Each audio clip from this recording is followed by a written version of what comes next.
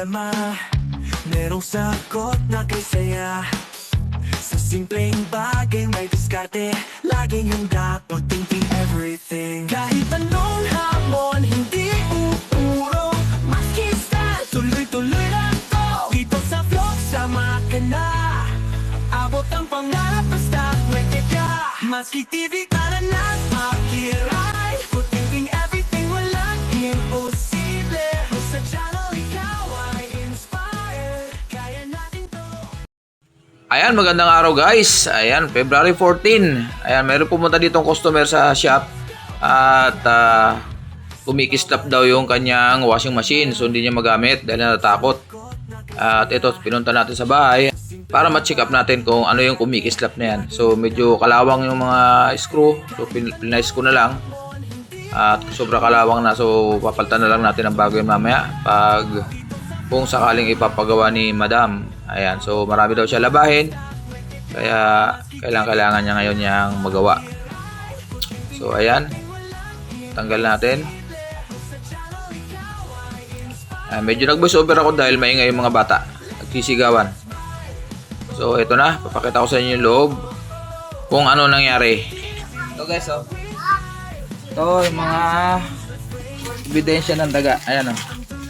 Yun. Natural lang yan. Ayun, may mga buto pa ng manok. Ayun, oh. Ilan yung dami, oh. Ano, dinadala ng daga. May gumawa na. Ayan, oh. Tingnan natin. Saksak natin. Ayun. Magliliyap. Ayun. Motor na. Musok. Asin, ano talaga. Hindi, para walang problema, isaksak mo lang. Para pang yan? Hindi yan. Huwag kang mag-alala. Saksak mo ulit. Saksak. Ayun, doon. Ayun nga, oh. Ayun, may ipis pa nga. Ayun. Amoy ano? Motoro yan. Wow, kaya nga ako kilala. Motoro po yan. Ayun nga, oh. Wala na yan. Motoro yan.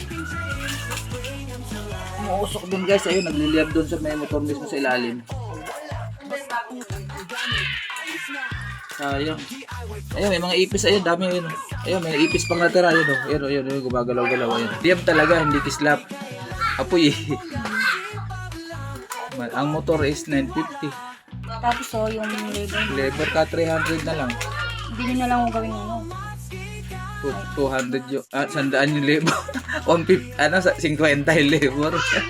So, Ano, dadala niyo yan? mas maganda kasi bibiyakin eh. Pwede rin dito. Gusto mo. Hindi na lang. Kaya ako pala Wala, usok talaga. Oh. Kaya naman ako dito. Ganda pa yung kaha. At ako na bahala dyan. Ako na bahala maglinis niya. Bago yan, Diyos ko sabi. Yun nga eh. Pero may gumawa na rin. Ayan o. Dugtong na o. Tsaka ito, pang ano to eh. Pang dual to eh. Ito pang dryer yung dalawang wire na to. Ito pinalit niya. Pwede naman. Wala nang problema dyan. Sira lang talaga yung motor. Sayang. Daling ko na lang po doon. Sige ako. Kung sakaling may second hand ako ng motor, payag ka. Bago na lang. Oh, para sure. Para doon ko na rin ikabito kasi bibiyakin ko eh. No. Okay, so dadalhin natin sa bahay. Dadalhin natin sa shop natin para Pati ko yung ano ko yan napagtanong. yung hose, oh, isasama ko na yan. Tara, dinala natin ito sa shop. Para mas maluwag. Palit natin ng bagong motor. Magliliyab siya eh. Okay, ayusin ko lang muna rito para maluwag tayo rito sa labas. Ayan, Astron to guys, Astron. Yan. So, ito yung washing machine ni Ma'am. Ayan, ang daming buto ng manok. Ayan, oh. Tapos, may chichirya pa siya, nag-milo pa siya. May buto ng mangga, may saging. Kompleto. Dito siya nag-mukbang. Daga. Ayan, ngayon ito, hindi ko sa inyo naipakita kanina. Pag inon ko yung switch, yung kanyang timer, yung, hindi lang usok, sabi niya kasi ano lang, may nangangamoy, yung pala nagliliyab. Pakita ko lang sa inyo yung paano siya magliyab. Pinakita pa talaga yan. Yung pihit lang dito para makita niyo lang nagliliyab siya. Ayun. Kita nyo? Ayun, natuluyan na. Ayun na gumana. Oh. So, buksan na lang natin para mapalitan ng motor. So, tatanggalin ko na rin to kasi papalitan natin. So guys, ito yung natanggal natin. Akala ko 7 piraso lang. So, ang daming buto ng manok. Mga adobo yan. Tsaka yun pa. Nagmukbang yung daga sa loob. May lava cake pa. Ayan, basta may tinanggal pa ako doon sa bahay kanina. Doon sa kanila. Ito, ang dami pa rito. Ayun, yung pa. May adobo. Meron pang sa baboy. Buto. So, sira na yung motor. Baklas. Ito, pwede pa siguro yung ganyang gearbox. Medyo may konting ganit pa. Okay. Standby. So, isang pasada. Ayan, para may pakita tayo kay customer. Kung gaano ka daming buto sa loob. Hanggang umusok na yung kanyang motor. Dahil may ipis din sa loob doon. Motor, nakita ko kanina ipis. Okay. Okay. So, baklasin natin ang ating motor.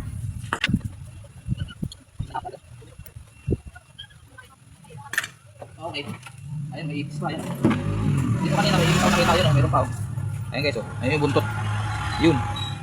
So, wala na talaga to. Tanggalin na lang natin ito. Ilipat natin sa bagong motor. Ito, ilipat natin. Lipat ko pala. Ayun, mga ipis pa. Yan, dami. So, ito. Unahan natin dinisin sa mga kalat na to. Saka mag-review kasi. Kung tayo ng plastic.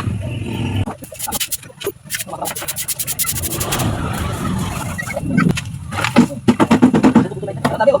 Tabi ko. Hindi talaga. Nakita ko sinit. Di ba dito pa naman tayo? Hindi ito. Ang tayo yan. Dami. Hindi tayo ng kamay dito mamaya. Ang lagas to eh.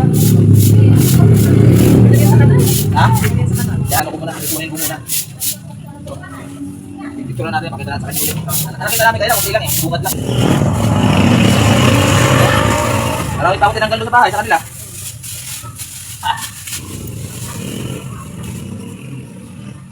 Sama na dyan. Oh, sirahin mo ito, umusok eh. Patan yun. Yan. Sasabunin natin para malinis mamaya. Okay, standby muna guys ha. So guys, pag itong nakita nyo yung sa ilalim ng washing machine nyo, yung pinakang base nya, at nakita nyo may ganyan. Yan. Sinyalis siya na may tagas na yung ating gearbox. Yung gearbox, pakita ko sa inyo kung ano yung gearbox. Ayan, nakita nyo yan. Talsik yan ng mga tubig galing sa gearbox. So ito yung gearbox guys. Ito yung gearbox. So makita nangingitim na yung loob. Ayan, nangingitim na. Ayan. Pero gumagana pa naman to, kaso lang may tagas na siya. Tagasan na natin. Ayan, medyo malinaw-linaw na. Pati dito sa ilalim. Grabe, kulay dilaw na to kanina. Steel wool natin para medyo sariwa naman. So ito guys, sa butas na to, tinira din ng daga yan. Ganito yung itsura niyan eh. Ganito, yan, parang ganyan.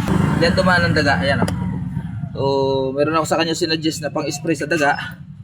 Sana bumili siya kasi ganyan ulit mangyayari. Ganap tayo ng goma. Kasi bilog to eh. Ito is ano to. Tayo rito. Ayan, so naikabit na natin yung ating motor. Hindi ko na sa inyo pinakita dahil medyo pampahaba na naman ng video. So, sabi ko sa may-ari, order siya nito. Ito guys, recommended ko sa inyo to ha. Hindi ako bayad sa ganitong produkto ha, pero sinishare ko lang sa inyo. So, ang gagawin nyo lang yan sa mga washing machine nyo, sa ilalim, pag nabuksan nyo, spray nyo lang ng gano'n, oh. Yan, ganyan, oh. Lalo na itong wire, yan, yung mga yan. Yan kasi ang inangat-ngat. Tapos, spray nyo na rin to. Pag na-spray nyo ng ganyan yan, hindi na pupunta dyan ang daga. Promise. Yan. Sama na yung mga ipis. Yan. Kaya takot na takot sila dyan sa amoy na yan. Ito ang ano nito ay mint siya, mentolated siya. Yan ang brand. Ayan, oh, Rat Off.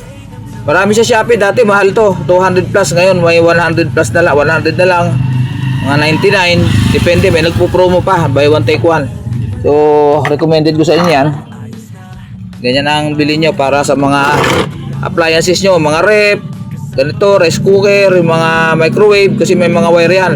So, ito recommended ko sa inyo yan dahil nangyari na sa akin sa motor yan. Pati sa motor, mga sasakyan, pwede yan, mga sa mga electrical. Pag mula nun, hindi na inangat at tandaga yung mga wiring ko yan. Dati, 2 bis ako tumirik niyan, yung palang inatgat tandaga yung mga wiring. So, ayan. So, continue tayo. Pero standby na lang dahil sasalpa ko yung kaha. Hindi ko na sa inyo papakita. Okay. So, ayan. Naka-align na yung ating, ating pulley.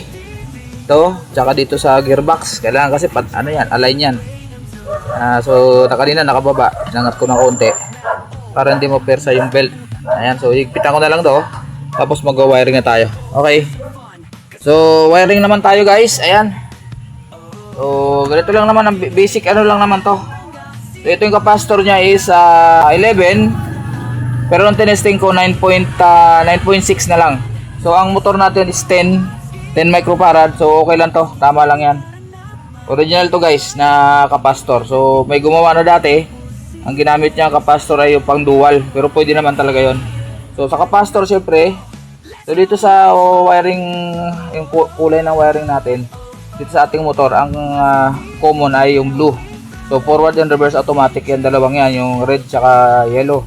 So syempre itong common ng motor papunta sa isang line 1, sa line 1, line 1, line 2, kahit magkabaliktad dyan. So dito natin ilalagay ito yung pinakang kuryente. So mag-iisa lang siya dyan, silang dalawa lang itong dalawang to. Tape na natin to, tape natin to para hindi na tayo maligaw. So ganyan lang guys, electrical tape tayo. Ayan, so tape lang natin.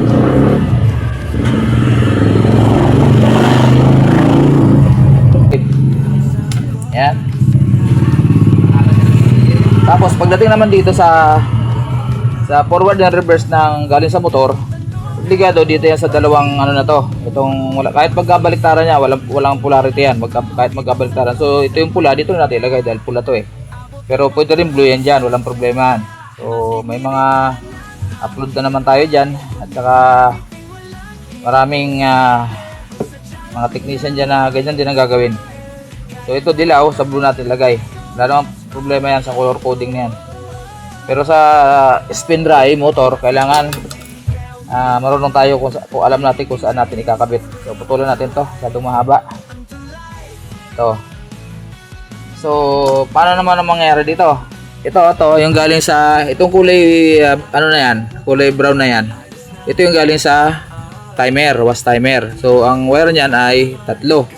So itong may buhol na to, ito yung pinakang pupunta sa kuryente. Itong dalawa, doon sa loob ng timer, tatlong wire yan, yung isa nakahiwalay. Ito yung ano, kulay brown. Tapos yung magkadikit naman, magkasama, ito naman yung gray tsaka yellow. So dito na tayo sa pinaka supply. Kailangan magkaroon kasi ng supply yung timer. Okay. Siyempre itong wire na brown na to, nag-iisa, dito natin ilagay sa line 2. Line 1 kasi to, yung blue, tinawag natin line 1. Lagyan natin rito kasi kailangan magkaroon ng supply ng kuryente yung timer. Yun naman ang babalik dito sa dalawang wire na to. Ito naman yung forward and reverse ng timer, papunta syempre sa forward and reverse ng motor, papunta sa capacitor. Kaya marami naman tayong mga tutorial na dyan, at lalagay natin, itatap na natin yan. So para medyo maganda kulay, dito natin lagay sa may dilaw ng forward and reverse. So magkabila yan, pwede naman magkabaliktaran. Tapos siyempre itong gray, dito natin ilagay sa pula.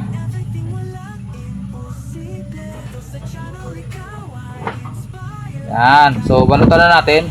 So tama na yung wiring natin na yan, walang problema dyan. Yan, problema ito, nakahang kasi maikli. Dugtungan ko na lang to para nakalatag doon.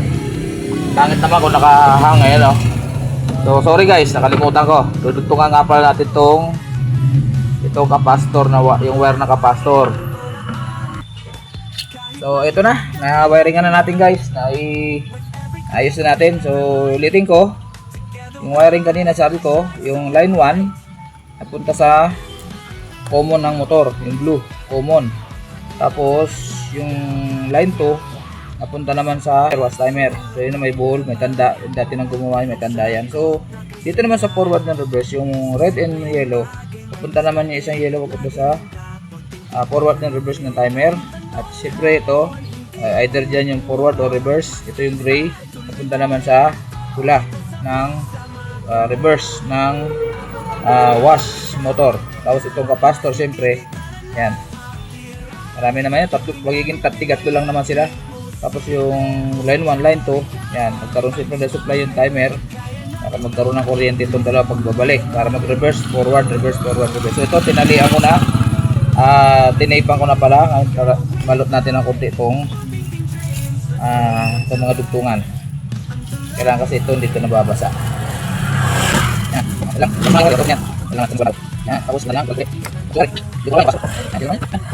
okay, so testingin natin. So yung capacitor doon ka na lang nilagay.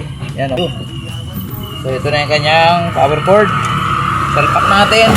Hindi ko pa na ilalagay yung yung pulsator. So tingnan natin kung aandar. Baba natin to. Yan. Okay, nakabit ko na yung belt. Salpak natin sa kuryente. Okay, so pihit yung timer. Ayun, timer. Yan, pihit. 1, 2, 3. Ayun. Mandar na guys, ayan na. So, mandar na siya. Yan, nag-forward, yan, nag-reverse. Yun. Ito, ganyan na lang yan. Okay na yan. Okay. So, tatakpan na lang natin. Tapos lagay natin yung pulsator. So, ayan na. Lagay na natin to. Yan. Okay, so saksak natin uli yung power. At tingnan natin yung pulsator kung sumasama ba. Hindi ko na nilalagyan ng tubig guys. Okay, timer. Ayun. Okay na. Malakas pa naman siguro. Okay pa. Malakas pa. Okay. Ayun, siyempre nalagyan na natin yung hose, drain hose. Kaso ang drain hose ko mahaba. Nalagyan na natin kasi pinatgat din ng daga yung dulo. Ayun o, puro tape na. Okay. So ayan, tatakpan ko yung likod. Ayun, humabol pa si voice over dahil may nagpatugtog na naman. Ayun, maraming salamat sa inyo guys. Sa inyong pagsubaybay sa aking pagpapalit ng wash motor sa ating washing machine. Ayan. God bless po sa ating lahat. Happy hearts, everyone. Bye-bye.